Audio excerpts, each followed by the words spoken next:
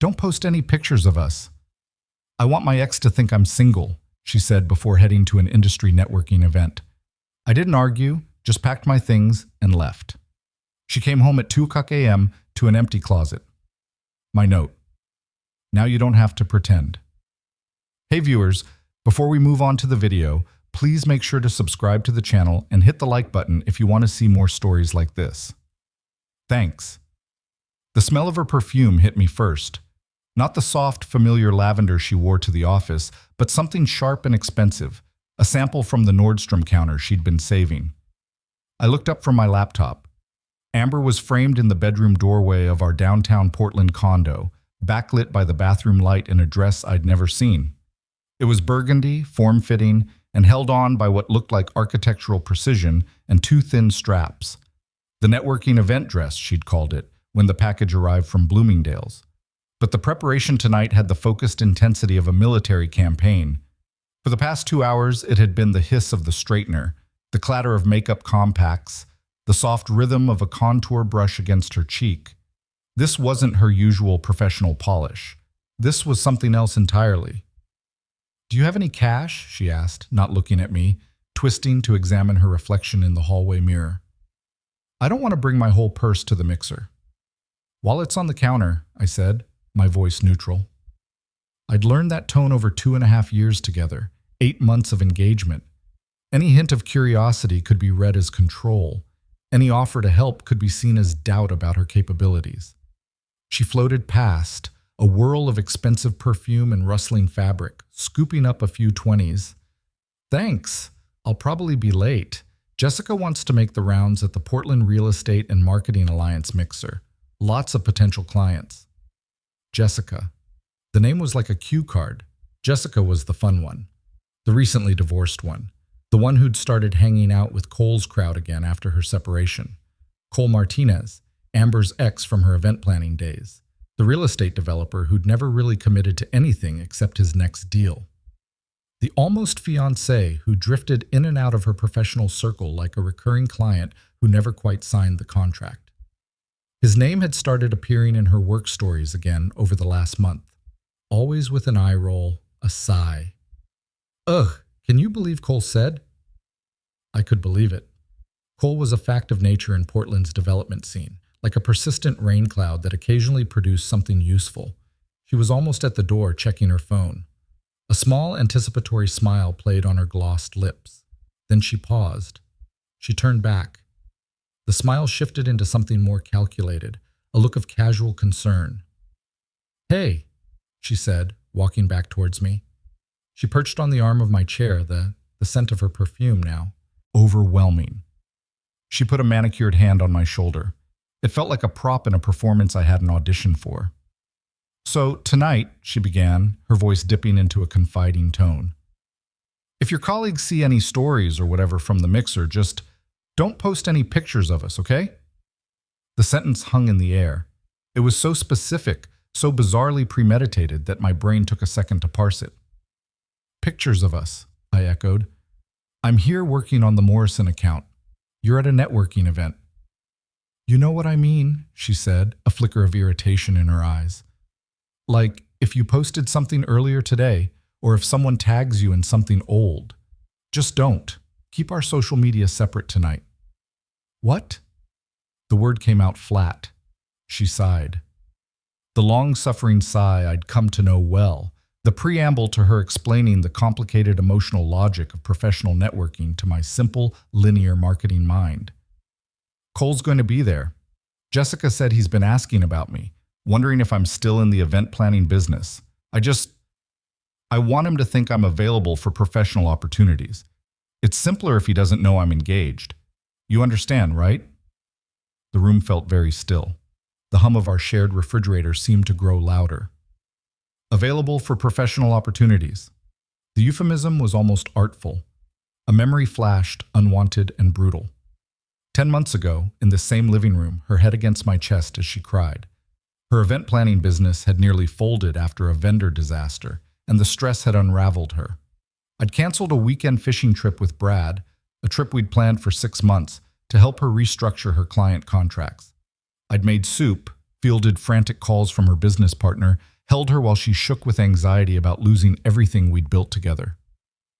"I don't know what I'd do without you," she'd whispered, her voice raw. "You're my anchor, Jackson. My stability." Now I was an anchor she needed to temporarily cut loose, a stability that had become an inconvenience to her professional persona. She wanted to present as unattached, available, uncomplicated. The engagement ring on her finger would stay, but the man who gave it to her needed to disappear from the narrative. "It doesn't mean anything," she continued, mistaking my silence for wounded pride. Her hand patted my shoulder. "It's just for tonight, just to gauge his interest level. It's a strategic networking thing. You understand business, right?" The justifications felt like rehearsed lines. Just for tonight, just to gauge. It doesn't mean anything, but it meant everything. In that one request, she had drawn a blueprint of our relationship. I was the interior foundation, the steady income, the mortgage cosigner, the reliable background infrastructure. Cole was the exciting skyline, the potential opportunity she wanted to explore without the complicated reality of existing commitments. For the performance to be convincing, the foundation had to be hidden. I had to be erased from the picture. "It feels a little off, Amber," I said, not moving. "Asking me to pretend our engagement doesn't exist so you can flirt with business opportunities." Her face hardened. The concerned mask slipped, revealing something colder underneath. "See, this is what I mean. You're making it weird. You're being insecure about basic networking. It's not a big deal. God, can't you just let me handle my career without your drama?" My drama, the perfect inversion. Her request to hide our relationship became my fault for questioning it. Her desire to present herself as single to another man became my failure of professional understanding. I looked at her, really looked. At the perfect dress, the meticulous makeup, the eyes already shining with the reflected possibility of Cole's attention. She wasn't asking for permission for strategic networking. She was telling me my place in her professional hierarchy. I was the man you came home to, not the man you were proud to introduce. I was the security, not the opportunity. I was to be kept in a corporate filing cabinet while she explored more interesting options. And in that clear, cold moment of understanding, a strange peace settled over me. The confusion, the slow-burning anxiety of the past few weeks, it all evaporated. The path forward wasn't a tangled knot of couples counseling and professional jealousy discussions. It was simple. It was a single, straight line of decisive action. She saw the change in my expression. She mistook the dying of confusion in my eyes for acceptance. She leaned in and gave me a quick, distracted peck on the lips. "It'll be fine. I'll be home by 2. Love you." She stood up, smoothed her dress, and grabbed her clutch. She didn't wait for a response. The door of our shared condo clicked shut behind her with finality. The apartment was silent, heavy with the ghost of her perfume and the weight of her words. I sat there for a full 5 minutes, listening to the empty hum of downtown Portland traffic below. Then I closed my laptop, saved the Morrison presentation, and stood up. "All right," I said quietly to the empty room. It was the last word I would ever speak in that space as her fiancé.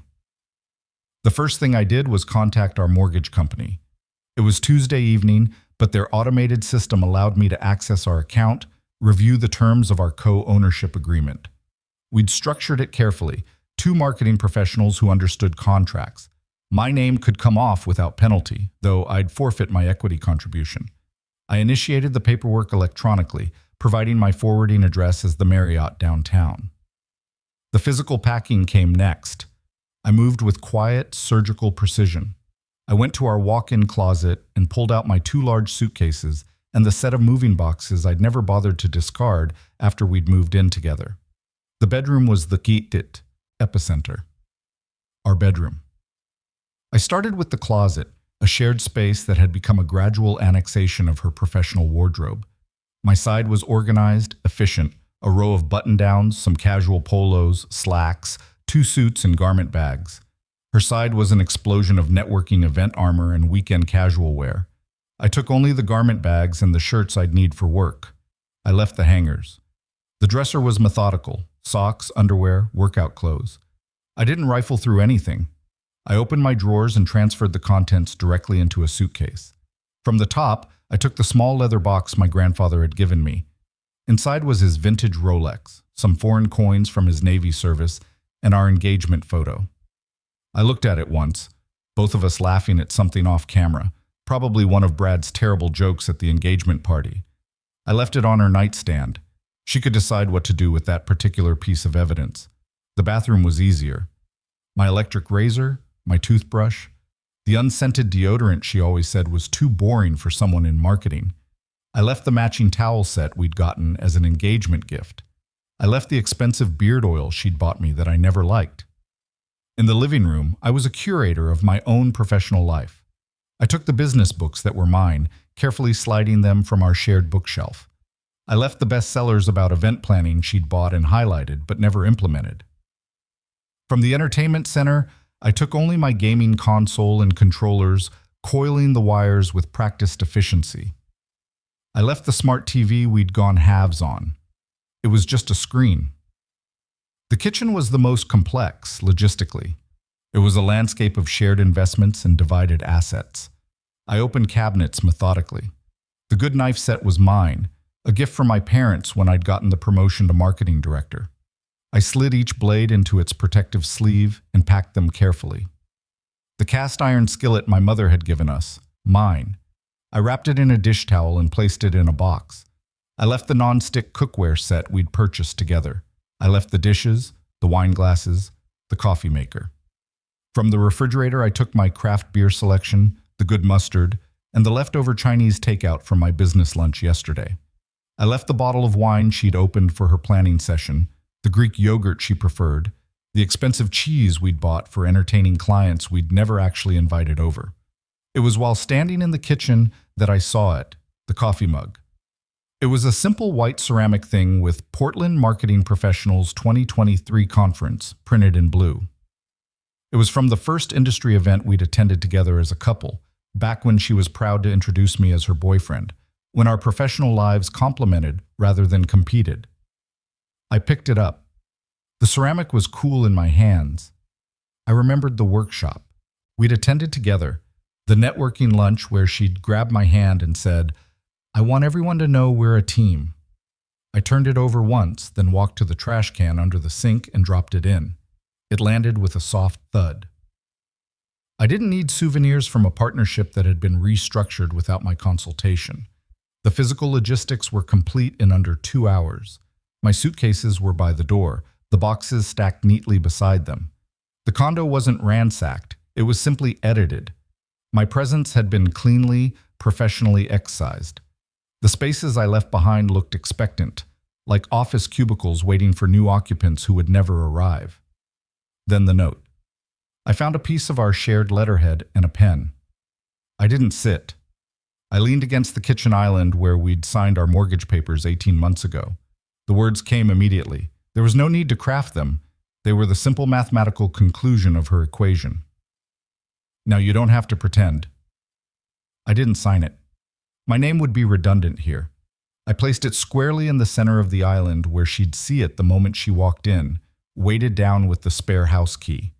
A final practical symbol of the logistics our relationship had become. The loading of my car was rhythmic, almost meditative, back and forth from our second-floor condo to my Audi in the underground garage. The suitcases, the boxes, the guitar from our living room corner that I'd barely played since moving in. Mrs. Henderson from 2C peeked out her door as I made my final trip. "Working late again, dear?" she asked, her voice kind. "Something like that, Mrs. Henderson," I said, offering a genuine smile. "Have a good evening." The last box fit perfectly in my trunk. I closed it. I stood for a moment looking up at our condo building, the warm light glowing in windows where people were probably sharing dinner, watching television, planning their futures together. I felt nothing. No sadness, no anger, no triumphant vindication. Just a vast professional calm. I got in the car, started the engine, and pulled out of our shared parking space. I didn't look in the rearview mirror. At the first red light, I opened my phone settings. I turned off location sharing for Amber. Then I activated Do Not Disturb mode and placed the phone in the center console. I drove to the downtown Marriott, a clean, business-class hotel where I'd stayed during client visits before we'd moved in together. The night manager recognized me from previous corporate bookings. "Back in town for business, Mr. Pierce?" "Something like that," I said. "I'll need the room for at least a week while I look for a new place." The room was beige and efficient. I hauled my essentials inside, left the rest in the car. I took a long, hot shower, washing away the scent of her perfume and the residue of 2.5 years of shared compromises. I ordered room service, a good steak and a craft beer, and ate it at the small pita desk while reviewing my laptop, planning my strategy for the Morrison presentation. Then I slept. A deep, dreamless, profoundly peaceful sleep. The kind you only get when a terrible uncertainty has been replaced by clear, decisive action. The clock on the nightstand read 2:17 a.m. when my eyes opened briefly. Some distant part of my brain, the part still wired to old patterns, noted the time. She's just getting home. I felt nothing. No curiosity, no satisfaction, just the professional acknowledgement of a timeline met. I rolled over, buried my face in the crisp hotel pillow, and sank back into the quiet, welcoming dark. The first vibration was a soft, persistent buzz against the hotel room's wooden nightstand. 2:41 a.m. My silenced phone lit up with notifications. Amber. It pulsed, then went dark. 10 seconds later, it began again. I watched it from the bed, propped on one elbow. I didn't reach for it. Each buzz was a data point in an experiment I was no longer participating in. I counted 7 calls in 12 minutes. Then a pause. The texts began. 2:53 a.m. "Baby, what is this? This isn't funny." 2:55 a.m. "Where are you? Call me." 2:58 a.m. "Okay, you're overreacting. It was just networking." 3:07 a.m. "Are you seriously doing this over a misunderstanding?" 3:15 a.m. "Please, the closet is empty. Your things are gone. What did you do?" 3:22 a.m. "This is cruel. Just talk to me." The language was fascinating from a marketing perspective. Overreacting, misunderstanding, cruel. The blame was already being researched and tested. The narrative of her victimhood was taking shape in real time. There was no "I'm sorry." No, what I asked was inappropriate. Just a demand that I correct my disproportionate response to her reasonable business strategy. I got up, made coffee with the in-room machine, and watched the sunrise over the Portland skyline. The phone eventually went quiet. I had one person to update. Brad, my college roommate and business school study partner, who had never quite hidden his professional assessment that Amber's drama interfered with my career focus. I sent a single text at 8:17 a.m. "Left Amber last night. I'm fine. Taking meetings with headhunters. You'll probably hear versions of this." His reply was immediate. "Holy shit! The group chat is already buzzing. Jessica's been texting everyone. You need to give me the real story." "Only if it's actually interesting," I replied. "It's already a case study," he said, and then he called. I put him on speaker while I unpacked a box of business books. "Okay," Brad said, his voice mixing concern with barely contained fascination. "So Jessica is in full crisis management mode, which means she's positioning this as your emotional breakdown to anyone who'll listen, but the story is leaking from multiple sources." He took a breath. "According to Maya, who was there but can't stand Jessica's politics, here's what actually happened." I arranged my books on the hotel desk, saying nothing. Amber gets to the mixer.